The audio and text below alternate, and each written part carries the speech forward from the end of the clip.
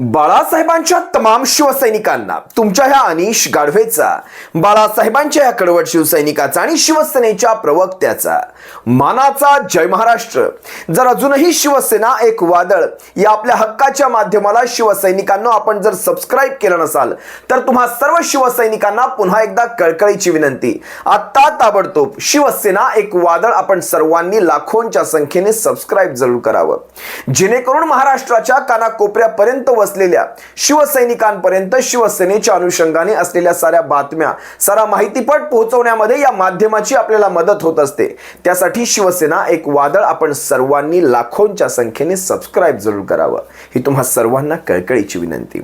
असो, काल महाराष्ट्रातल्या, मुंबईतल्या, म्हणजे अजूनही महाराष्ट्राचा भाग असलेल्या मुंबईतनं दोन बातम्या माझ्या पाहण्यामध्ये आल्या.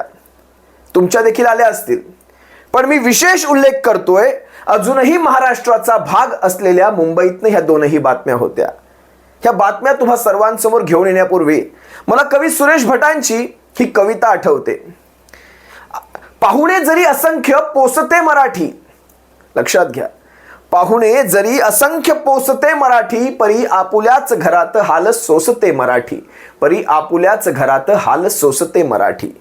कवी सुरेश भटांची ही कविता आज तुम्हा सर्वांसमोर आणण्यामागचं हे कारण असं, काल सगळ्यात पहिली जी बातमी माझ्या कानावर पडली, एक मोहित कंबोज सारखा एक परप्रांतीय, मोहित कंबोज सारखा एक परप्रांतीय एका मराठी ट्विटर हँडलरला काय म्हणतो, गजाभाऊला काय म्हणतो, तू जिथे असशील तिथून तुला उचलून आणेन 60 दिवसांमध्ये, पुढच्या 60 जिथे असशील तिथून तुला उचलून आणणार, माझा नेक्स्ट टार्गेट तू आहेस. कोण म्हणतं? मोहित कंबोज. बरं, हा मोहित कंबोज हा काही सर्वसाधारण आहे का? तर नाही. कारण या मोहित कंबोजचे व्हिडिओज जर तुम्ही पाहिलेत, युट्यूबला जर तुम्ही मोहित कंबोज टाकाल, मीडियावर जर मोहित कंबोज टाकाल, देवेंद्र फडणवीसांना उचलून घेणारा, बघा बरं का, देवेंद्र फडणवीसांना अगदी कमरेभरपर्यंत उचलून घेणारा, 52 कुळेला उचलून घेणारा हा मोहित कंबोज हा काही सर्वसामान्य नाही, देवेंद्र फडणवीसांचा एकदम जवळचा. बरं, या मोहित कंबोजचे कारनामे, याचे बँक घोटाळे आपण सर्वांनी पाहिलेले आहेत. कशा प्रकारे याला सगळ्यामध्ये माफ्या मिळालेल्या आहेत, सगळं कर्ज माफ झालेलं आहे, हा कशा प्रकारे बिझनेसमध्ये वाढत गेला, कशा प्रकारे हिरे व्यापारामध्ये असेल, सोन्याच्या बिझनेसमध्ये कशा प्रकारे हा वाढत गेला. म्हणजे भारतीय जनता पक्षाच्या नेत्यांशी मैत्री झाली ना का तुम्हाला मैत्रीची फळं खूप चांगली मिळतात. अनेक उदाहरणं आहेत त्याची, मी आता इथे काही उदाहरणं द्यायला बसलो नाही. पण हा परप्रांतीय मोहित कंबोज एका मराठी ट्विटर हँडलरला, ज्या गजाभाऊला ह्याने काल जी धमकी दिली, ती धमकी म्हणजे विचार करा, भारतीय जनता पक्षाचं राज्य आल्यानंतर कशा प्रकारची यांची माफियागिरी चालते. हाच मोहित कंबोज ज्यावेळेस शिवसेना फुटत होती त्या गुवाहाटीच्या फ्लाईटमध्ये हा सुद्धा बसला होता, शिवसेनेच्या आमदारांसोबत, त्या गद्दार आमदारांसोबत हा सुद्धा बसला होता.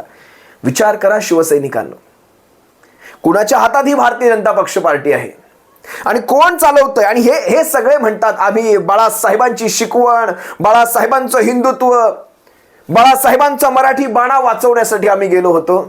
हा मोहित कंबोज अशा प्रकारे खुल्यामध्ये ट्विटरवर धमकी देतोय. मी हे काही वेगळं सांगत नाही. जर तुम्हाला हे पडताळून पाहायचं असेल तर तुम्ही एक्स अकाउंटवर जा, त्याच्या ट्विटर हँडलरवर जा, मोहित कंबोज टाका, तुम्हाला त्याची धमकी खुल्यामध्ये दिसेल. जर इतक्या खुल्यामध्ये एवढी धमकी दिली जाऊ शकते, तुला आहे तिथून उचलून आणील, म्हणजे हे कायद्याचं राज्य आहे. उद्या ह्यांच्यावर जर कोणीही टीका केली, म्हणजे विचार करा, भारतीय जनता पक्षाच्या कुठल्याही नेत्यावर, कुठल्याही भूमिकेवर जर उद्या टीका झाली तर आहे तिथून उचलून आणणार. मी तुम्हाला म्हटलं होतं ना, लोकशाहीचं पतन इथूनच सुरुवात होत असतं. हे पतन आहे लोकशाहीचं. आणि पोलीस प्रशासन असेल, स्वतः भारतीय जनता पक्षाचा, म्हणजे अंतर्गत काही पाहतात की नाही या सगळ्या गोष्टी, धमक्या दिल्या जातात आणि त्याच्यावर कुठलीही पक्षांतर्गत कारवाई देखील नाही. मराठी माणसाच्या विरोधात अशा प्रकारे हा परप्रांतीय मोहित कंबोज काल शिवसेनेच्या विरोधी पक्षनेत्यांनी, विधान परिषदेच्या अंबादास दानवेंनी असेल, आज सकाळी संजय राऊत साहेबांनी असेल, शिवसेनेच्या अनेक नेतृत्वांनी असेल, वरिष्ठ नेतृत्वांनी, या सगळ्याचा निषेध तर केलाच, पण गजाभाऊला स्पष्टपणे सांगितलं की शिवसेना तुझ्या पाठीशी ठाम उभी आहे, अजिबात काळजी करायची नाही. अरे हे असले कंबोज ह्यांचा जर विचार करत राहिलो तर कसं होणार? आणि शिवसेनेला आणि शिवसैनिकांना अंगावर घेण्याची कुणीही ती कोशिश सुद्धा करू नये. असो, हा पहिला प्रसंग. दुसरा प्रसंग एका महिलेबाबत घडला, आपल्या विमलताई सोबत घडला. विमल मस्कर म्हणून ज्या आहेत, मलबार हिलच्या म्हणजे गिरगावच पकडा तुम्ही, खेतवाडीच्या या विमल मस्कर एका मारवाडी दुकानात जातात. हा मारवाडी व्यापारी, हा दुकानदार त्यांना काय म्हणतो माहितीये? बरं, हा फक्त म्हणत नाही, तर हा स्पष्टपणे सांगतोय आणि हा कबूल देखील करतोय नंतर की होय, मी हे म्हटलं होतं की आता, कारण त्यांनी कदाचित आपलं संभाषण सुरुवात केलं असेल मराठीतनं. विमल मस्कर आपले ताई यांना हा मारवाडी व्यापारी म्हणतो की आता भाजपाचं राज्य मुंबईमध्ये आलेलं आहे. कुणाचं? भाजपाचं राज्य. आणि ह्या भाजपाच्या राज्यामध्ये आता तुम्हाला मारवाडीत बोलावं लागेल. वा रे वा, हेच सगळं पाहायचं राहिलं होतं. दुर्दैव या गोष्टीचं असं वाटतं की आता त्या ताई मनसेच्या शाखेमध्ये गेल्या. मनसैनिकांनी यांना काय द्यायचा तो समाचार त्यांचा घेतला. मनसैनिकांनी काय द्यायची ती चांगली समज दिलेली आहे. ही शिवसेनेची मनसेची स्टाईल आहे, हे काही वेगळं सांगायची गरज नाही. पण मला हे सांगायचं इथे, आज ज्यावेळेस आपण कमळ दाबत असतो ना, त्यावेळेस हा विचार करायचा, अस्मितेचा, स्वाभिमानाचा हा विचार करायचा. हा विचार का केला जात नाही? हा विचार करणं गरजेचं आहे. आज ज्यावेळेस 1500 मध्ये आपण आपला स्वाभिमान गहाण टाकतो, 1500 मध्ये आपण आपला स्वाभिमान विकूनच टाकतो म्हणा ना. ज्यावेळेस, बरं हे एकमेव प्रकरण नाही, तुम्ही पाहिलं असाल, मला वाटतं या अगोदर एक टीसीचं प्रकरण निघालं होतं आणि आत्ताच नाहूर रेल्वे स्थानकामध्ये देखील एका तिकीट वाटतात त्यांनी सुद्धा असंच केलं की मला मराठी येत नाही, मी बोलत नाही, जा. बरं, हे सांगण्याची एक पद्धत असते. माफ करा, मला मराठी समजत नाहीये, मला तितकीशी चांगली बोलता येत नाहीये, मी हिंदीत बोलू का? सांगण्याची पद्धत असते. अरे रावीची भाषा पहा. आणि ह्या सगळ्याचं कारण काय दिलं जातं? तर कारण दिलं जातं मुंबईमध्ये भाजपाचं सरकार आलेलं आहे, आता मारवाडीत बोलावं लागेल.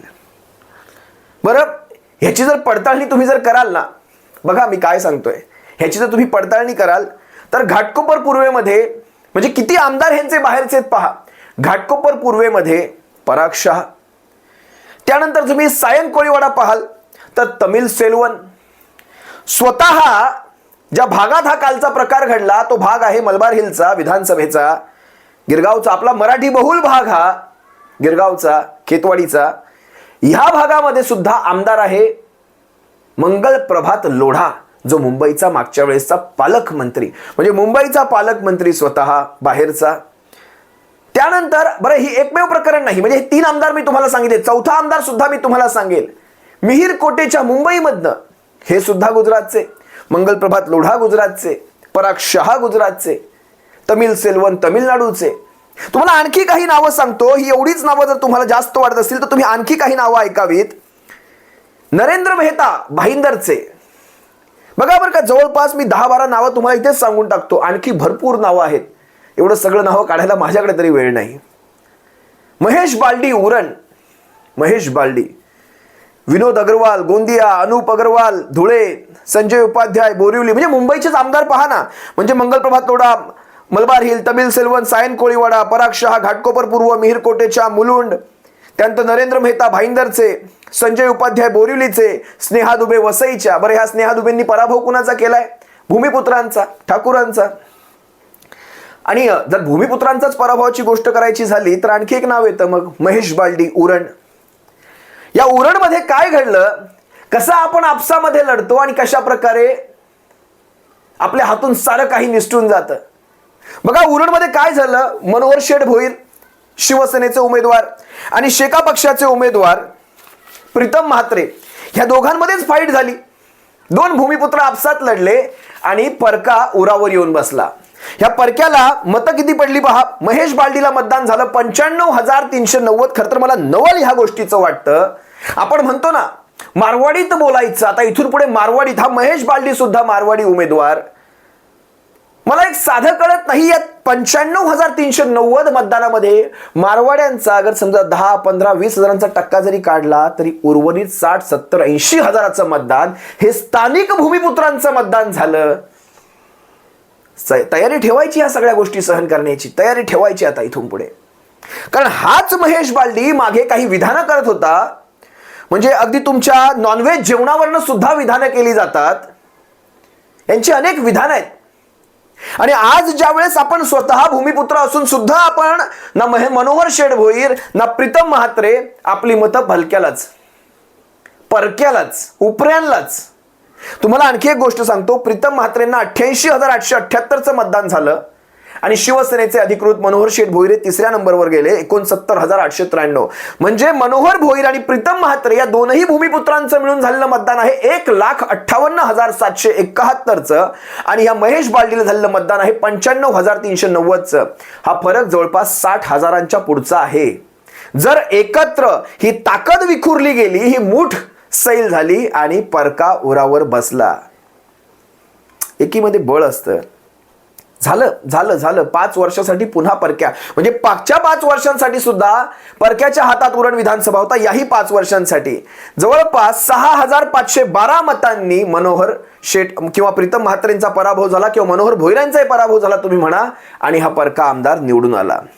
असंच झालं साक्री विधानसभेमध्ये. शेका पक्षाचा तिथे उमेदवार राहिला आणि 5,5,500 मतांनी आपण मला वाटतं साक्री विधानसभेत सुद्धा पराभव झाला. माझा तो विषय नाही आजचा.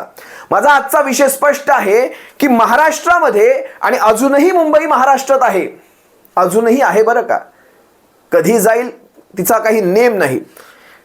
पण अशा ह्या मुंबईमध्ये आता मारवाडी सक्तीची, माझा इथे कुठल्याही प्रांताला, भाषेला विरोध नाही, आपण ह्या सगळ्यांना सामावून घेतलेला आहे. पण इथे हक्क सगळ्यात पहिला जर कुणाचा असेल तर तो माझ्या मराठी माणसाचा. या मुंबईवर सगळ्यात पहिला हक्क कुणाचा असेल तर तो या महाराष्ट्राचा, या मराठी माणसाचा, आणि त्यानंतर इतरांचा. कारण मगाशी मी काय सांगितलं, पाहुणे जरी असंख्य पोसते मराठी, पण आपल्याच घरात हाल सोसते मराठी. जर तुम्ही मराठीला तो अभिजात भाषेचा दर्जा देऊ केलाय, उपयोग काय त्या अभिजात भाषेचा? जर तुमचं नाव घेऊन आता महाराष्ट्रात किंवा मुंबईमध्ये भाजपाचं सरकार आलेलं आहे, शिवसेनेचं नाही आलेलं आहे सरकार. हे स्वतःला जे डुप्लिकेट, हे स्वतःला शिवसेना संबोधतात, त्यांना आता आत्मपरीक्षण करायची गरज आहे. शिवसेनेच्या सरकारच्या काळामध्ये अशा प्रकारची वक्तव्य करणाऱ्यांची हिंमत नव्हती होत. शिवसेनेच्या सरकारच्या काळामध्ये हे भाजपाचं सरकार आहे, इथे तुम्हाला मारवाडीत बोलावं लागेल. बरं, त्या विमल मस्कर यांनी, त्या ताईंनी ज्यावेळेस तक्रार केली स्थानिक आमदाराकडे, मला वाटतं मंगल प्रभात लोढांकडे, तर आज मंगल प्रभात लोढा खडबडून जागे झाले. कारण मनसेने त्यांचा समाचार घेतला. कारण त्या मनसेच्या शाखेमध्ये, शिवसेना आणि मनसेच्याच शाखेमध्ये हे याची सगळी परतफेड केली जाते. मी आज बघा काय असतं, काही ठिकाणी तुम्हाला स्पष्ट बोलावं लागतं. हे आपले स्थानिक पक्ष आहेत. राष्ट्रवादी काँग्रेस पक्ष असेल, महाराष्ट्र नवनिर्माण सेना असेल, शिवसेना असेल, हे स्थानिक पक्ष आहेत. शेतकरी कामगार पक्ष असेल, हे स्थानिक पक्ष आहेत. हे पक्ष तुमच्या मूलभूत ह्या गोष्टींची बाजू नक्कीच घेणार. म्हणजे कुठलाही असो, बघतो मी महाराष्ट्रातला कुठलाही, म्हणजे सत्तेतला असो, विरोधातला असो, कुठलाही सांगेन मी, पण महाराष्ट्राचे हे स्थानिक पक्ष आहेत. आणि स्थानिक पक्ष संपवायची आता जणू काही मालिकाच चालू आहे. ज्यावेळेस हे सारं प्रकरण मीडियामध्ये आलं, कारण त्या महिलेला काल या मंगल प्रभात लोढांनी तिचं म्हणणं देखील ऐकून घेतलं नाही. त्यांनी काय सांगितलं, आमच्यामध्ये भांडणं लावायचा तुमचा हा प्रकार आहे. पण आज मात्र मंगल प्रभात लोढांचं ज्यावेळेस संजय राऊत साहेबांचं ट्विट आलं याच्यावर, अभी मारवाडी में बोलने का, मुंबई में भाजप आयला है, हे संजय राऊत साहेबांचं एक ट्विट आलं. त्यानंतर मात्र मंगल प्रभात लोढांना त्याच्यावर उत्तर द्यावं लागलं. आणि काय म्हणतायत हे लोढा, बघा काय त्यांची ती स्वच्छ अशी भाषा पहा तुम्ही. आता भाषेत म्हणतायत, भाजपाचं नाव घेत हे प्रकरण, म्हणजे भाजपाचं नाव घेत ही असली प्रकरणं खपवून घेतली जाणार नाहीत. मराठीत न बोलता इतर भाषेत बोला, अशा प्रकारची सक्ती करणं चुकीचं आहे. मराठी ही आपली मातृभाषा आहे. कोण म्हणतंय? मंगल प्रभात लोढा. ही आपली अस्मिता आहे आणि तिचा विरोध आम्ही खपवून घेणार नाही. इथे आमच्या माणसांनी 1500 मध्ये अस्मिता सोडा, आता ते विषय सगळे, पण शिवसैनिकांनो हा झाला गेलेला प्रकार हा फार गंभीर आहे. महाराष्ट्राच्या नोकऱ्या जात आहेत, महाराष्ट्राचे उद्योगधंदे जात आहेत, महाराष्ट्राचं सारं काही. या निवडणुकांमध्ये तुम्ही पाहिलं असाल, तुमच्या बूथवर, तुमच्या मतदान केंद्रावर पोलीस सुद्धा गुजरातचे होते. मी अजूनही सांगतो, माझा प्रांताला किंवा भाषेला कुठलाही विरोध नाही. गुजराती भाषा असेल, मराठी भाषा असेल, हिंदी भाषा, सगळ्या भाषा ह्या शेवटी आपल्याच भाषा. पण महाराष्ट्रात हक्क हा पहिला मराठीचाच असला पाहिजे. इथे सन्मान हा सगळ्यात प्रथम हा मराठीचाच झाला पाहिजे. आम्हाला मायही प्यारी आहे आणि आम्हाला मावशीही प्यारी आहे, पण आमची माय सर्वात जास्त प्यारी आहे, हे लक्षात ठेवायचं. असो, अनेक गोष्टी आहेत महाराष्ट्राच्या अस्मितेवर बोलण्यासारख्या, पण झालंय काय पहा ना. ज्या महाराष्ट्राच्या अस्मितेवर आपणा सर्वांना एकजूट व्हायचं होतं, ती महाराष्ट्राची अस्मिता आज कुठे कुठल्या कोपऱ्यात कुठे घाण टाकली आपण मला माहीत नाही. असो, या सगळ्या गोष्टींचे परिणाम भविष्यामध्ये तुम्ही आम्ही सारेच भोगणार आहोत. उद्या ज्यावेळेस महाराष्ट्रामध्ये हे सरकार शपथग्रहण घेणार, हे सरकारचा शपथविधी होत असेल किंवा ते शपथग्रहण समारोह साजरा केला जात असेल, त्याच वेळेस आपण महाराष्ट्राची आणि मराठी अस्मितेची ती होणारी पायमल्ली ही सुद्धा पाहण्याची एक तयारी आपल्या मनाशी किंवा खुणगाट आपल्या मनाशी बांधून घ्यावी. आणि उद्याचा जो शपथविधी समारोह आहे, खरं तर पुन्हा एकदा सांगतो, याची तारीख कुठेतरी बदलता येऊ शकली असती. ही 5, 6, 7, 8 किंवा ह्या तारखा ठेवण्यापेक्षा महापरिनिर्वाण दिनाचा जो काही आठवडा होता, तो आठवडा सोडून पुढची एखादी तारीख ठेवायला हवी होती. कारण हा संपूर्ण आठवडा, विशेषतः 5, 6, 7 या 3 तारखा, विशेषतः ह्या तारखा ह्या शोकाकुल वातावरणाच्या असतात. महापरिनिर्वाण झालेलं आहे. डॉक्टर बाबासाहेब आंबेडकर, भारतीय घटनेचे शिल्पकार, भारतरत्न बाबासाहेब आंबेडकरांचं महापरिनिर्वाण झालं.